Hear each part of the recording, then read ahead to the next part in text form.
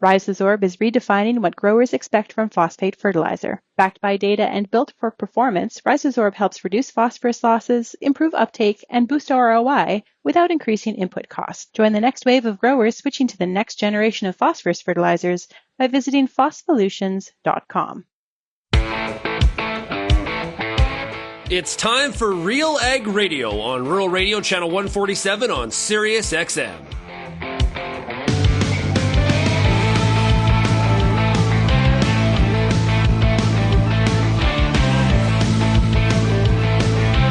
RealAg Radio and RealAgriculture.com is your home for insight and analysis of the issues that are impacting your farm business. Let's get real and get connected with RealAg Radio.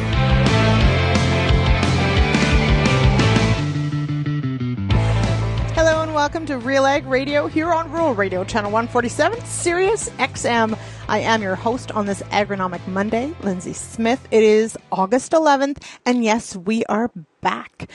It was a wonderful week of our whole team finding some water, finding some downtime, getting in some family time, going on adventures, and we are refreshed and ready to get back at it here for this push towards harvest. So thank you for joining us here on RealAg Radio. On today's show, you're going to hear from Jon Cressman with Syngenta Canada. We're going to talk about pre-harvest passes on canola, an important distinction between, of course, desiccants and herbicides and how they work differently. And then I've got Peter Repeat Johnson on. We've got to talk about, of course, the very dry conditions to drought conditions in parts of Ontario, what that means for the beans, for the corn. We're also going to talk about compaction. There was a compaction day last week that Pete was co-MC of.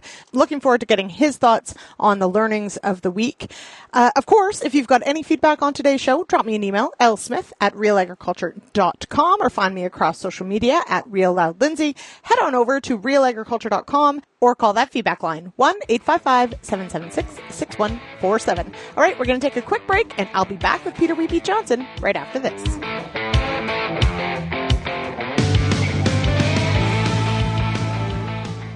Kochia sucks. Big time. And hate it. Really gets in the way. Awful. But not anymore. Get a head start on tough-to-kill weeds like kochia this fall with Volterra EZ and Fierce EZ Soil Active Herbicide. Apply after harvest before freeze-up for up to 8 weeks of extended control in pulses, soybeans, and wheat next spring. Volterra EZ, Fierce EZ for kochia. Visit newfarm.ca/kochia. If you're involved in the agriculture industry, it's important to stay informed on all the latest issues affecting your business. At RealAgriculture.com, we offer fast, reliable news, information, and insights to help you keep on top of all of the latest in Canadian agriculture. Visit RealAgriculture.com and sign up for our free daily newsletter covering everything from news, agronomy, animal agriculture, and much more. Visit RealAgriculture.com/subscribe today. The new Brandt XT grain cart delivers unmatched forward auger reach, side auger reach, and discharge spout clearance for easy positioning, with sight lines that allow you to actually see what you're doing while you're doing it, saving you time with each load and getting you back to the combine sooner. They say hindsight is 20/20. We say seeing what's in front of you is better. Lead the field with the new XT grain cart from Brandt.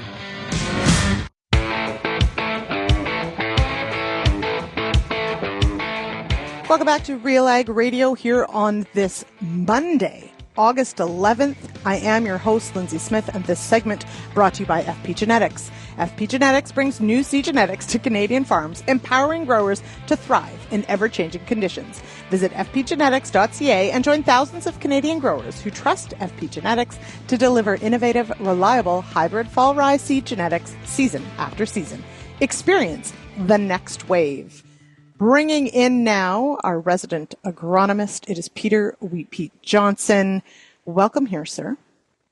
Thank you so much, Lyndsey. And there is hopefully, as we speak, still rain in the forecast for tomorrow night.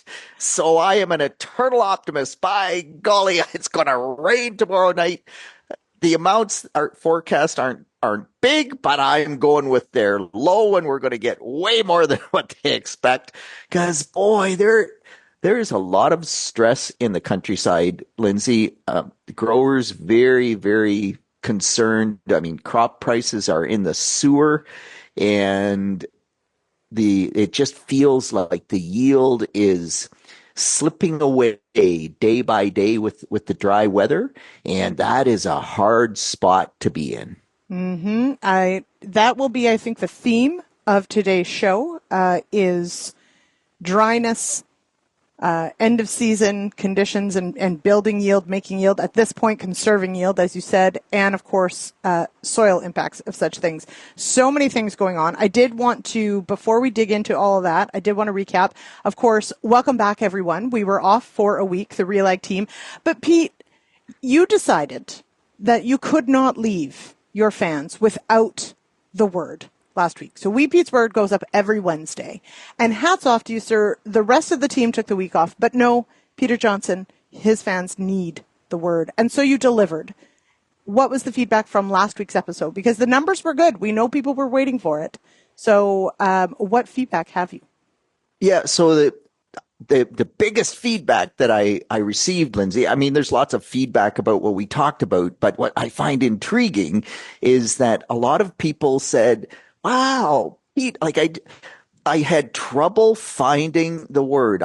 We normally get the email from Real Agriculture, and that didn't happen. And I was Google searching, I was searching on YouTube, and I just had trouble finding it. Got there, but had trouble finding it.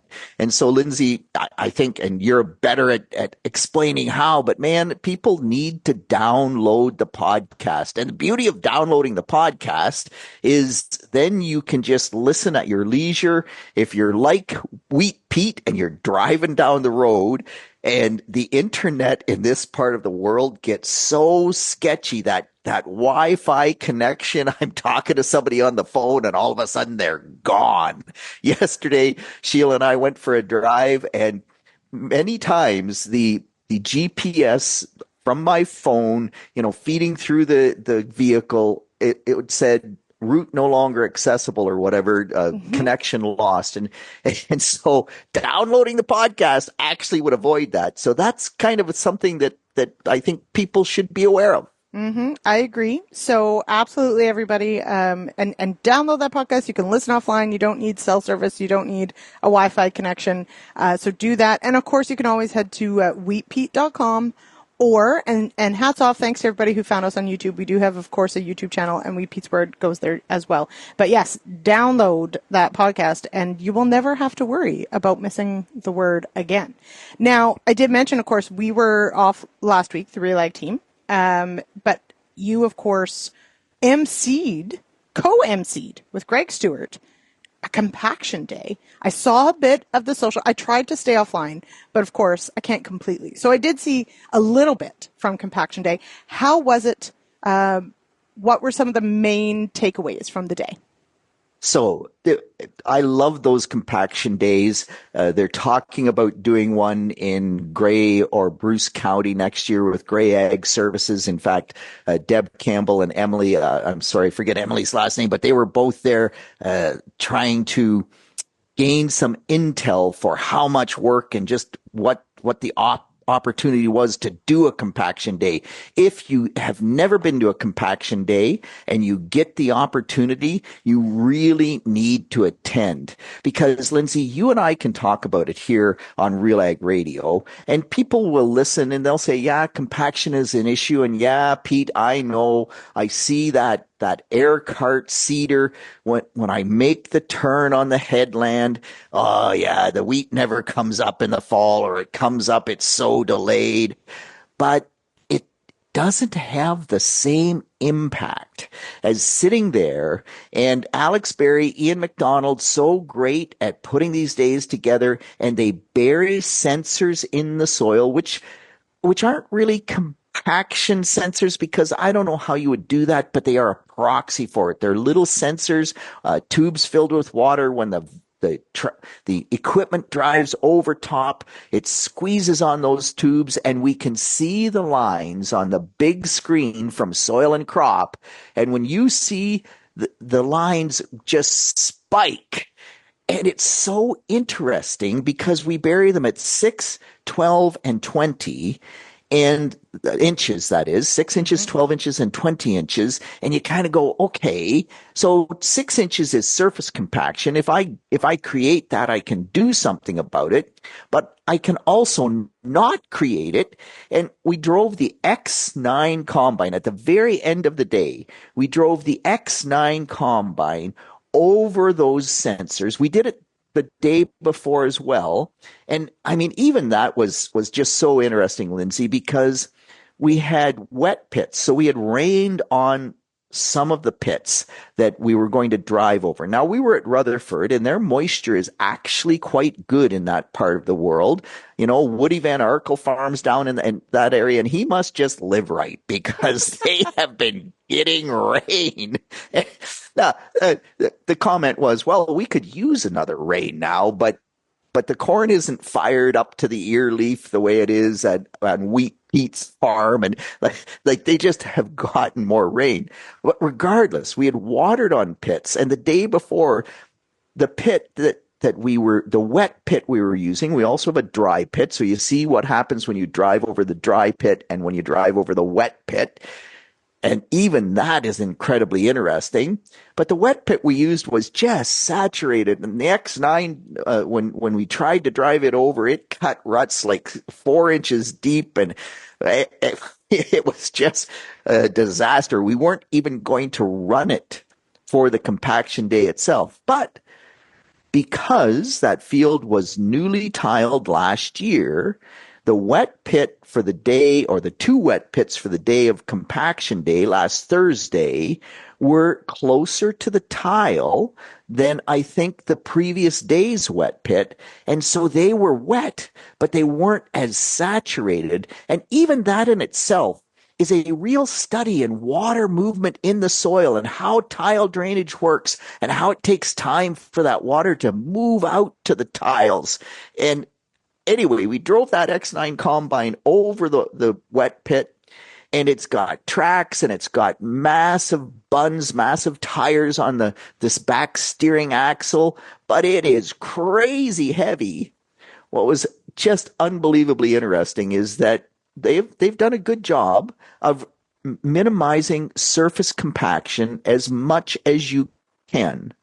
So the surface compaction was kind of like, wow, that's not horrendous given the amount of weight that I'm carrying.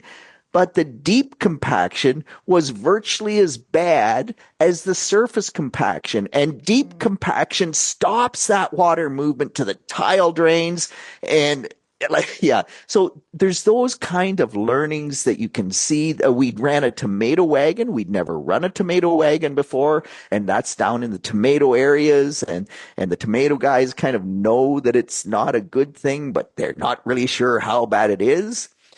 If you can imagine, the tomato wagon, the loaded tomato wagon, was every bit as bad as a 400 bushel V-box, gravity box, loaded to the hilt, driving over the soil surface. And so, yeah, tomato wagons in the field are a bad thing. The pickup truck, loaded pickup truck, just the surface compaction. Everybody drives in the field with a pallet of seed corn in the back of the pickup truck. Don't do it. Like, the surface compaction was horrendous. So tons of things that we learned. One of the best questions was, okay, so we're creating this compaction. Do we plant the headlands first or last? Oh, good question. And so it's clear that you should plant the headlands last if you can at all, because even a John Deere 1590 opener or 1790, whatever unit you're using, at least it will alleviate a bit of the compaction to the depth that you plant. Mm-hmm. We ran one of those units over even a 1590 drill. We had a 15 foot wide 1590 drill, which is very common in that part of the world. And you'd say it's little equipment, right? Like, it's not going to compact.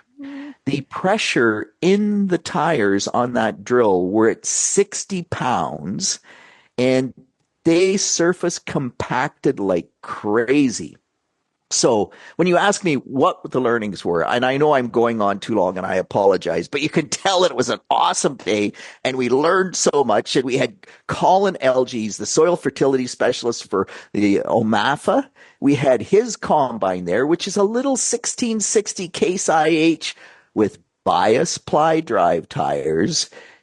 And if you can imagine, it created just as much compaction, that tiny little combine, at the 6-inch level and almost at the 12-inch level, not at the 20-inch level because it wasn't quite as heavy, but it created almost as much compaction as the X9 combine because it had poor rubber on it. And yeah, little equipment.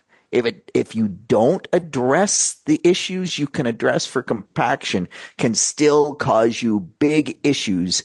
And with the dry weather we're seeing right now, Lyndsey, those compaction issues are really an insidious yield robber. They're just stealing that yield away because the water didn't infiltrate, the roots can't grow through those compacted zones, and that compaction adds to the dry weather, and we get beat up times 3. That is where we are going to come back to our conversation right after this break, because certainly it is incredibly dry to a drought, I would say, for specific areas of Ontario.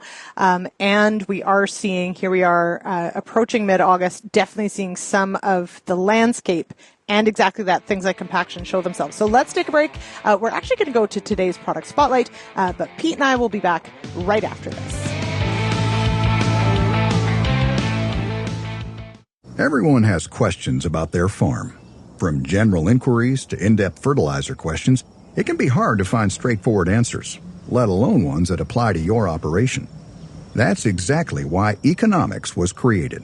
Our team sifts through the endless stream of agronomic information so you don't have to, providing relevant answers, one-of-a-kind tools, and easy-to-implement advice all in one place. Find your answers at nutrient-economics.com. The Canola School on RealAgriculture.com is a video series that showcases the latest in canola research and production agronomy. Learn from some of the best at your own pace through quick and timely producer-focused videos available on our YouTube channel. The Canola School on RealAgriculture.com is the quickest way to keep up to date on all the latest in canola production. Boost your canola IQ with the Canola School, brought to you by BASF, and visit canolaschool.com.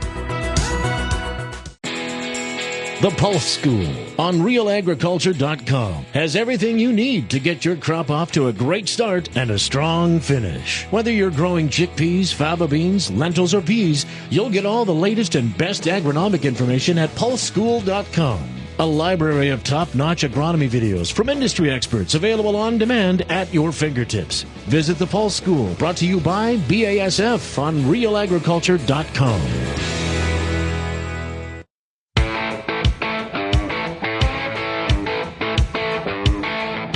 I'm Lyndsey Smith with Real Agriculture, and joining me now is Jon Cressman. He's product lead for the corn and bean herbicides and non-selective herbicides with Syngenta Canada. Welcome here, Jon. Yes, welcome. Thank you. Before we know it, we're going to have to make some pretty important decisions about the harvest and about harvest management, specifically, of course, on canola. What should farmers be thinking about this time of year? Yeah, great question. I actually spent most of the day today talking with many of my colleagues, just based on all the conditions across Western Canada, with many areas getting significant rainfall. Getting a lot of questions about the opportunity to possibly use Reglan Ion to help manage their canola harvest this coming year. Yeah, just a few things to consider. Reglan Ion is an awesome tool that we have available for farmers to consider, especially if you have straight cut canola, and looking at ways to really manage your harvest. And kind of think about it we're getting closer to harvest later the next couple months. Maybe having some fields that you got planted a little bit earlier. This really is a true desiccant, so really different than your standard herbicide that really just controls weeds. Reglan Ion is a It's a product that will help dry down that crop really quickly and really help you manage your harvest and kind of help you schedule out which fields you would like to get harvested a little bit earlier. And really helps you just as another kind of tool in your toolbox to get that crop off earlier, making sure that it's high quality and gets in the bin so you can protect that investment you've made out in the farm. Now, you mentioned, of course, that Reglone Ion, a true desiccant. What is the difference between a desiccant and a herbicide? Yeah, great question. So a desiccant really helps really basically dries the crop down really quickly. So it's only a contact herbicide. So this product needs to be applied at high water volumes and to get full coverage. And what it does, I like simple analogy, it basically bursts the cells of the crop. So you get a quick dry down, and that really helps basically finish that crop off and really helps the process of harvest, makes it very simple and gets it through that combine much more efficiently if you didn't use a desiccant versus a herbicide really is more targeted to control weeds.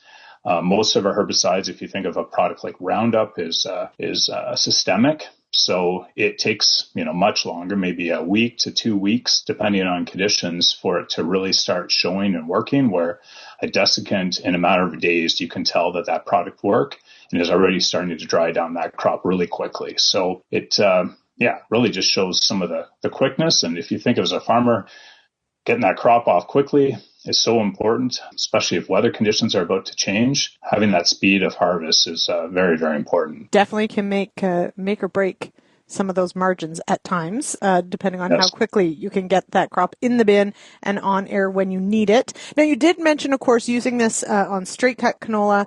How important is it for field selection when you're considering Reglone Ion? Yeah, good question. So one of the things I usually when I'm talking with some of our farmers and customers is think about which fields you seeded first, making sure that, making sure that field is ready to apply a desiccant.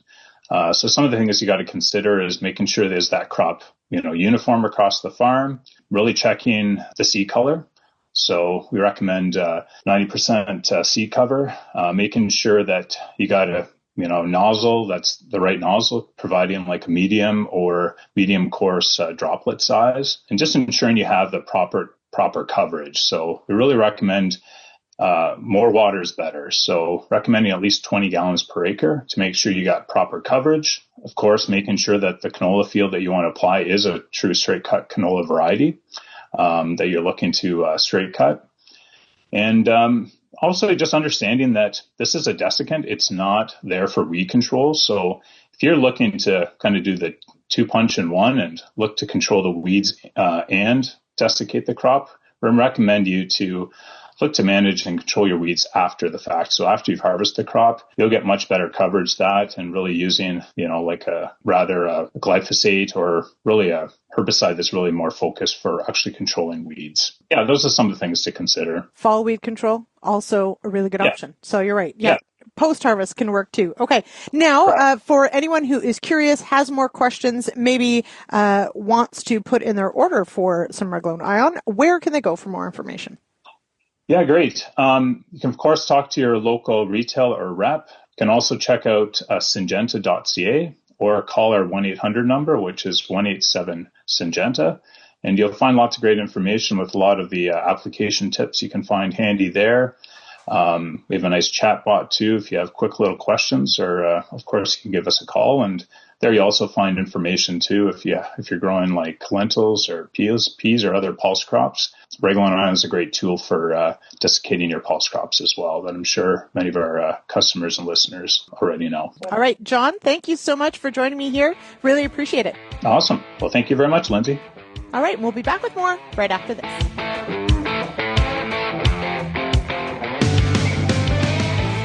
At Proven Seed, we know that farming in Western Canada doesn't just teach us, it shapes us. Here we face challenges with resilience, innovation, and grit born from decades of experience. We battle the conditions again and again because growing crops here isn't just what we do, it's who we are.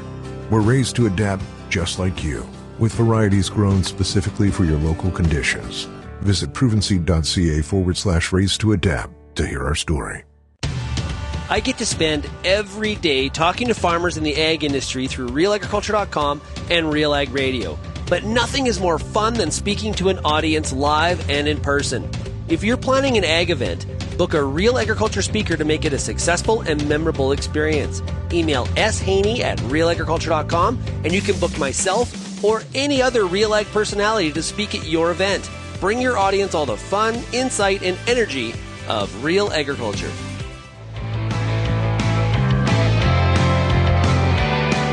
Welcome back to RealAg Radio here on Rural Radio Channel 147, Sirius XM. I am your host, Lyndsey Smith. It is Agronomic Monday.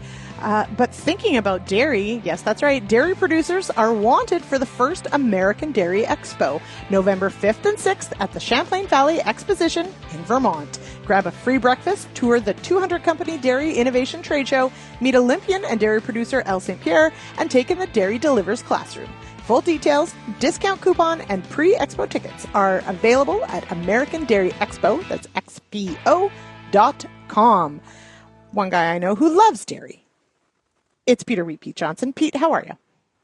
Yeah, I am just enjoying chatting with you, Lyndsey. It's just awesome. And things are it's hard to stay upbeat sometimes when it's this dry, but you know, at the end of the day, Paul Toohey, may he rest in peace, just my local elevator operator for years and years and years, and his mantra was, dry weather will scare you to death, wet weather will starve you to death. Now, if I'm farming in the Palliser Triangle in Western Canada, I'm shaking my head right now saying Paul Toohey was not a very smart man. But for Ontario, yeah.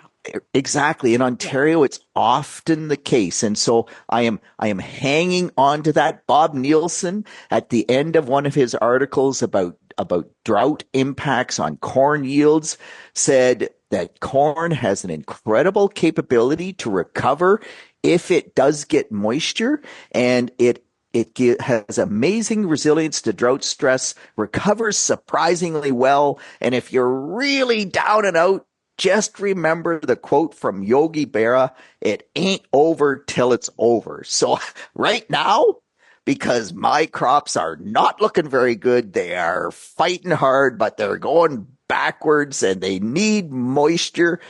I am hanging on to those mantras that it ain't over till it's over, and dry weather is just scaring me to death.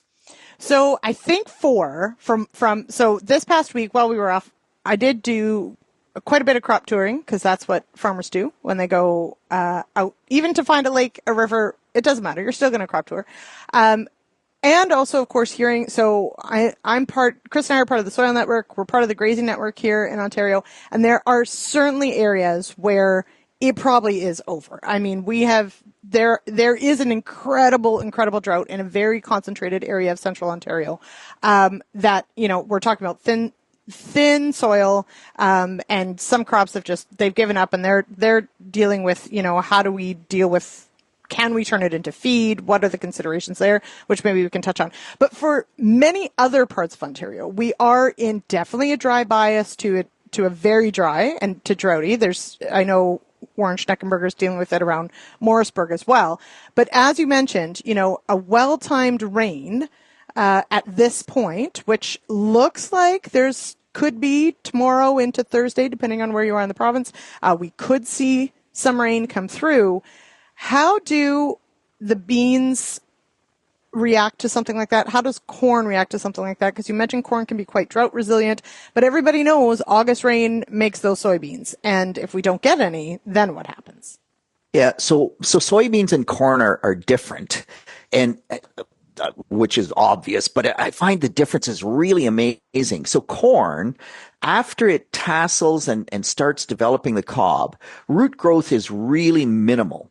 The cob is such a big sink, and its pollination window is kind of a single time frame. It silks, it drops pollen, and you have that 4, 5, 7 day window that it's done, and you either get pollination or you don't get pollination. And after that, and the the drive for photosynthate to the cob means that very little root growth happens. Soybeans, because they're a more indeterminate crop, they continue to grow roots if they can. And in fact, in that first window, kind of that R1 to R3, and most of us are past R3 at this point. So R3 is where we get the tiny pod at the upper 4 nodes, right? The up like 3/4 inch long pod at one of the most fully expanded trifoliates, top 4 nodes. But they are growing roots at up to 2.5 inches per day, or at least 2.3 inches per day throughout that period. And so if you're dry, if you're under drought, but there's moisture deeper, and remember, soybeans don't do a lot of early growth, so they haven't used a lot of that soil moisture. They just haven't been pumping the same amount of water that the corn crop has. And that's why these August rains matter, because up until mid-July rather, or at least early July, they have pumped almost no water. They're small. They're kind of a small canopy. Corn, by the way, 1st of July, it can be shoulder high, and it's pumped a tremendous amount of water. So the soybean roots continue to grow deep. They continue to try to find moisture, and they continue to grow roots. Some varieties, and not all varieties are made equal in this situation, but they can continue to grow roots right up until R6. So they can handle that drought better if, and these are big ifs, Lyndsey, if the soil allows them to continue to grow roots deeper and there is moisture at depth. We talked about compaction. Man, if it's compacted at depth, they won't be able to grow roots. And even if they do grow roots, there's not nearly as many roots get that deep. And you really have to count on that moisture to move through capillary action to get to those soybean roots. And so lots of growers have been, saying, okay, Pete, so tomorrow they're kind of forecasting, and it depends on where you're at, but they're 10 mils, right? 4/10 of an inch of rain. So if I get a 1/2 inch rain or I get a 1 inch rain tomorrow night, how much does that actually help? How long will that carry me? And so for the soybean crop, it's sort of at maximum water use. It's in that range of 1/4 to maybe 3/10 of an inch per day. So a 1/2 inch rain is 2 days. And it's really not that much. With the corn crop, it's moving past its maximum water use phase, which is about 1/3 of an inch of water per day. And it's backed off to maybe 2/10 of an inch of water per day. Or maybe it's still at 1/4. So 1/2 an inch, again, is 2 days. But I really liked Brett's thought process about this. So it's okay, Pete, but what you're telling me is that I get that 1/2 inch rain, and the soybean plant's going to suck that rain up. It's going to use that rain. It's going to send more photosynthate because the root depth thing is driven by drought conditions 3 to 5 days earlier. So 3 to 5 days ago, it was under drought stress. It's going to send lots of photosynthate, use that moisture, make photosynthate, send that down to the roots, get them to grow deeper. And it gives me 2 days for the capillary action to work. So it's sort of like it gives time for the reinforcements to get there to give me more impact than just 2 days worth of water. And it's 100% correct. So these rainfalls, even though they may not be that much, can have tremendous positive benefit in terms of how the crops respond. I love it. Send in the reinforcements, dear roots. Send me more. So this is fascinating as well, because you touched on the compaction, because again, the roots will continue to grow if they can continue to move past, say, a hard pan or through the soil. There's also the component of how much soil moisture is actually available. And that is, yes, dependent on rainfall earlier, but it's also on how much your soil can hold. And not to toot my own horn here, but we're seeing some significant differences between fields based on hay, forage, pasture grazing and cover cropping in the mix versus those that have been continually either beans on beans, corn on corn, or just alternating between corn and beans. So how much does field history play in here when we do get into these dry conditions? Yeah, so that is where management plays by far the biggest impact. And everybody this year, by the way, Lyndsey, has whined at me about, Pete, that the price of wheat, it's just so low that we just cannot afford to plant as much wheat in the fall of 2025 as we did in the fall of 2024 because the economics are horrible. And then I'm listening to them say, but by the way, we had awesome wheat yields this year, best ever, or above average, or he's the odd person that wasn't that good, Lyndsey. But, you know, that wheat, because it has a different grain fill period, everybody's pretty happy with their wheat yields. They may not be so happy, particularly we went for a drive yesterday. I mentioned that already. We saw soybeans that were so drought stressed. They have already dropped all their leaves. A couple of weeks ago, Dan Petker tweeted out a picture on his sand soil of corn 3 feet tall in tassel. There's no yield there. And so a zero yield versus, 120 bushel wheat crop, which would you rather have? So keeping not all your eggs in one basket is really important. But the other thing that rotation really does is anytime you are severely stressed, whether it's dry weather or wet weather, that's when the benefit of a better rotation that includes, in Ontario's case, that includes winter wheat, that includes cover crops, you can get up to at least a 20 and sometimes as much as 30% yield increase because of that increased organic matter, that increased soil tilth.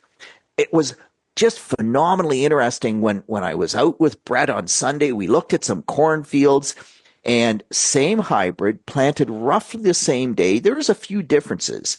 But he happened to have a 5-acre chunk. And to go back to your pasture, Lyndsey, it had just come out of horse pasture for who knows how long versus where he had been cropping. And Brett's in a good rotation. He's corn, soybeans, wheat, or sometimes winter barley in there. Like he's not growing too many soybeans, which are the bane of our existence when it comes to soil health. Amen.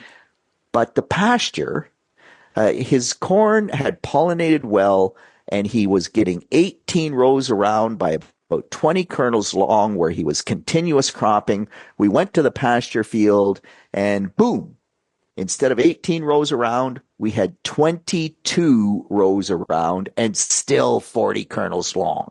So this soil structure, this lack of compaction, this infiltration, this ability to hold water and to allow the roots to grow through the soil to access that water is absolutely massive when we get into these drought conditions. Mm-hmm. And just a few weeks ago, we did run the audio with Bern Tobin and Jake Monroe with OMAFA talking about water infiltration and the importance of it. And we can look at it from a couple different angles, right? Like we can talk about whether it's reducing runoff or whether it's reducing, water erosion, et cetera. But it really also plays in water infiltration of getting that soil into where you need it and then holding it for the crop later. Yeah, absolutely. And so people should go and watch that video. It's an awesome video that Bern did with Jake Monroe, but I'll just throw you some numbers because I find it phenomenally interesting. They looked at infiltration and up to a 2-inch rain. And so in the fence row, right? So that's the pasture situation. That's Lyndsey's pasture where you've grown a crop this year because you're wanting to reseed it, whatever.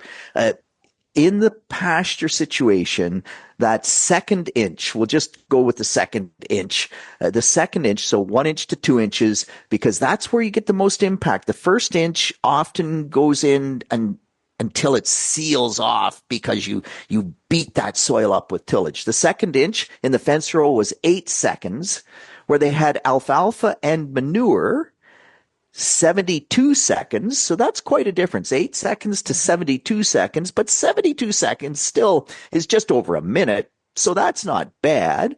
Corn, soybeans, wheat, red clover was at 71 seconds. So I found that really interesting. The alfalfa plus manure was the same as the corn, soybean, wheat, red clover, but they get good red clover in that particular site. And then they moved to the continuous soybean fall plow. Any guesses, Lyndsey, in terms of how many seconds that second inch took? 300. So it was, they actually quit waiting. And that was after 20 minutes, which by the way is 1,200 seconds. Wow. So we go from 8 seconds to greater than 1,200 seconds. Yeah. That water isn't infiltrating at all, right? No. If you are continuous soybean fall plow, it's running off the surface. That water is not usable water, and we need that water. Absolutely. Okay, we're going to park it there for a moment because that many seconds sounds like concrete to me. And we're going to take a quick break, and we'll be back with our last segment here on RealAg Radio, on Rural Radio, Channel 147, Sirius XM.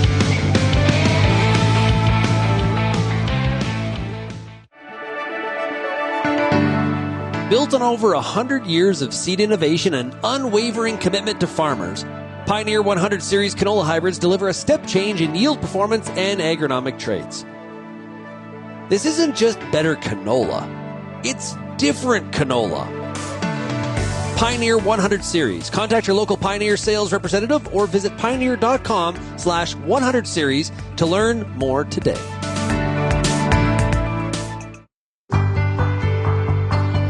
It's summertime, and you've got a lot of important decisions to make when it comes to your corn crop. Let the Corn School on RealAgriculture.com help guide you through those big decisions with input from leading experts in the field. If it's spray timing, disease identification, or any other field issue, the Corn School's got you covered. The Corn School on RealAgriculture.com. Brought to you by BASF and Pride Seeds.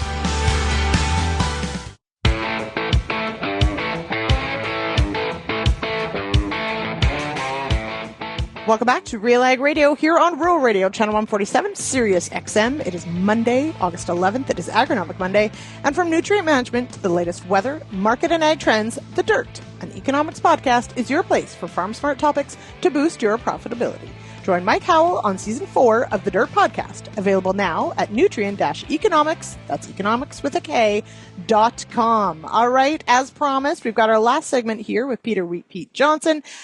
Pete, we are looking at, and I know it seems silly to be already talking about fall seeded crops, but here we are. We put some fall grazing in a couple weeks ago. The wheat has come off, so some cover crops are going in, even in these dry conditions. We're all hopeful that we'll get a rain and get those going.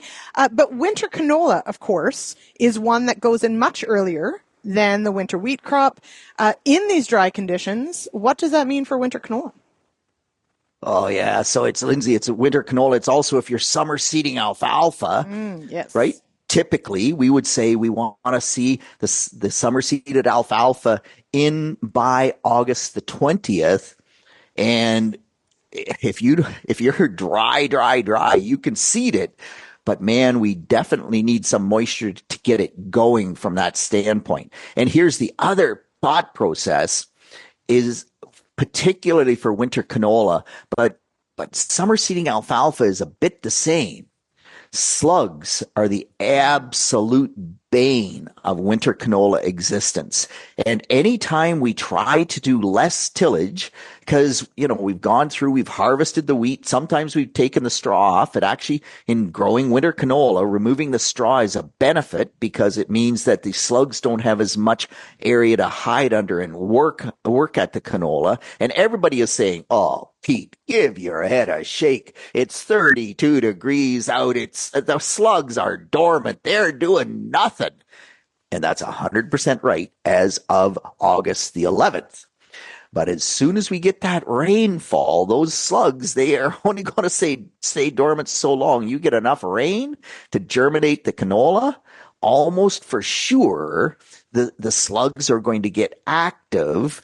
And so with winter canola production, and Lyndsey, that I am not a tillage person. The plow to me is a 4-letter word. I've said that before. I just hate disc rippers, deep ripping. But if you've done compaction and it's this dry, now is the time. And before winter canola is the time. So everybody's out there wanting to disc rip, wanting to inline rip, wanting to bury that residue, loosen up the deeper compaction while it's dry, get ready, level it out, be ready to plant that winter canola. Most areas of the province, we think kind of that first week of September is the right window. But if you're further north, it's the last week of August. And so it's a perfect conditions to do it. But there will be no moisture unless we get rain. There will be no moisture. And so with the alfalfa, I really would prefer you don't broadcast it, because I think that's a recipe for disaster this year. You get that one little 10 millimeter rain or whatever, and it germinates it, and then the rain turns off again. Those seedlings will just die. So I want them buried half an inch in the soil with alfalfa. You'd really not to go much deeper than half an inch. And the reason and canola, 3/4 of an inch is kind of the sweet spot. Then if we get that 10 millimeter rain, it will at least have enough soil moisture around it that if it does germinate, it'll have a little bit more opportunity to survive. And as the rains do come, you just hold it in the soil better to try to get those crops going. And I mean, it can still fail when you plant them as opposed to broadcast them, but man, broadcasting under this kind of conditions likely is going to be a problematic option. Mm-hmm. Broadcasting to me is a Hail Mary when you got too much moisture versus the opposite right now. Like that.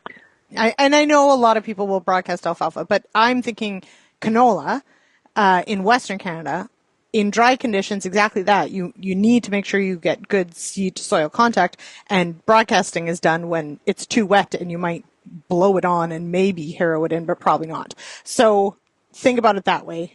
These are tiny little seeds, so you don't want to bury them, but if they're on the surface and there's no moisture, it's not going to work. It's all bad.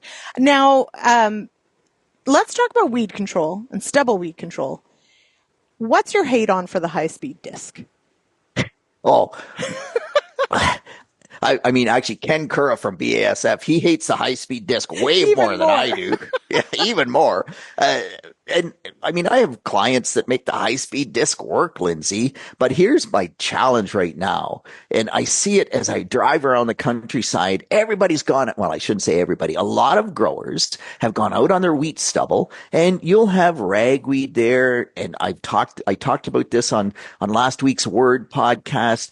I am astounded at how rapidly that the weeds are setting seed. Mm-hmm. So we've been scouting wheat stubble, and man, the pigweed already has seed heads. Ragweed is pollinating. The lamb's quarters is forming seed heads. The grasses are forming seed heads, and it's just so fast. And we don't want those little, like they're only 6 inches tall. It's dry, and maybe that's what's pushing them. The heat and the dry weather is pushing them to reproduce even faster, but we don't want that seed set. And you run through with that high-speed disc, and you get about 80% weed control if you're lucky. And 80% weed control is not good enough, particularly if we're talking about things like water hemp, or by the way, we found Palmer amaranth in Ontario in a field near Lambton County. I mean, man, summertime is such an incredible opportunity to take a shot at all of those weeds. The perennial sow thistle, we're looking at bindweed control, Canada thistle control. I mean, Mike Cobra would say, spray on Canada thistle, spray in May, back right away. Spray in June, back real soon. Spray in July, they will surely die. So just some opportunities to do some summer weed control and to prevent those stubble weeds from setting seed. And the high-speed disc, just about guaranteed, will not do 100% job. And I am death on weeds, Lyndsey. We need 100%. And so run over it first with that. Pass a glyphosate to add in 2,4-D or MCPA, whatever it takes, and then run over with your high-speed disc and plant the cover crop. Get those oats growing, and you will ease back that weed pressure for the future in a massive, massive way. All right. Good advice. I got to send you pictures of we put in our fall grazing mix 2-3 weeks ago. The turnips, oh my gosh, they have taken off. They got 3/4 of an inch of rain, like 2 days after going in the ground. Absolutely going gangbusters. It is very exciting, as dry as it is, to see new green growth. I really hope tomorrow's rain actually happens, or it might be very expensive seed. Okay. Yeah. I also did travel through some crops looking for insects. We certainly had issues earlier this season, dry and heat. The heat, I think, is really important here. Certainly hearing reports of spider mites, and not a lot you can do about them. But what should we be out scouting for right now?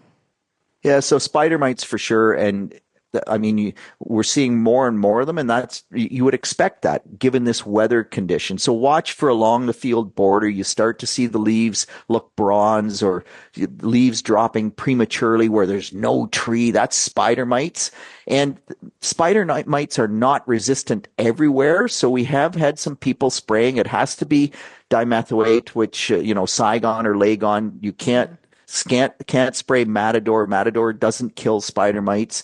So you can at least try. And if you catch them early, you can just spray the field border. Right. But if it doesn't work, they're resistant, and that's nothing we can do. The other thing to watch for, well, there's several things for sure, but soybean aphids, we are hearing reports, Paul Sullivan saying that they're spraying some fields for soybean aphids in your part of the world, Lyndsey. Mm-hmm. Here in the deep Southwest, I think it's been too hot for soybean aphids. Our numbers are actually decreasing, not increasing. In edible beans, and by the way, the cranberry beans, the early planted crans are already yellowing up from maturity. So that's crazy early. Mm-hmm. But we do have western bean cutworm where the moth counts were fairly high for a while. So you need to get out and scout for western bean cutworm, scout for tarnished plant bug injury. It's an insect year. We're even seeing grasshoppers. I saw some tweets about grasshoppers along field borders in corn where it's not as dry as it is some other places. So with insects, it's called scout. Absolutely. I found stink bugs. Not fun. Not many, though, but just a few. I did find aphids, but lots of the beneficials, lots of ladybugs and ladybug larvae. So I'm not worried, but definitely, as you mentioned, Paul Sullivan, he's at Kenburn here as well, and definitely I can see where there's areas where it's looking pretty gross. Don't think white mold's going to be an issue, Pete. I'm going to call it now. I think we're good. Anyway. Yeah, it's not a disease year at the end of the day, Lyndsey. Yeah. And, yeah. But hey, that's okay. We'll take our wins. Okay, Pete, we got to leave it there. I do want to send a shout out, of course, for the word. So that goes Wednesday. Pete, would love your questions. So if you're seeing something in the field, zip him an email, pjohnson@realagriculture.com. Find him on Twitter @WheatPete. Get him your questions. He'll cover them on the word. Download the podcast. All good. Tonight on The Agronomist, we're going to be talking about sulfur. So join me tonight. I've got Marla Reichman, John Lauzon. I always struggle with his name, Pete. I don't know why. From the UFG, we're going to talk about sulfur management. So super excited about that as well. And hey, I get to host Wednesday as well. So we'll see you then. Drop me an email, lsmith@realagriculture.com if need be. And I'll see you tonight on The Agronomist. Thanks, Pete. Have a great day. You as well, Lyndsey. Thanks for having me.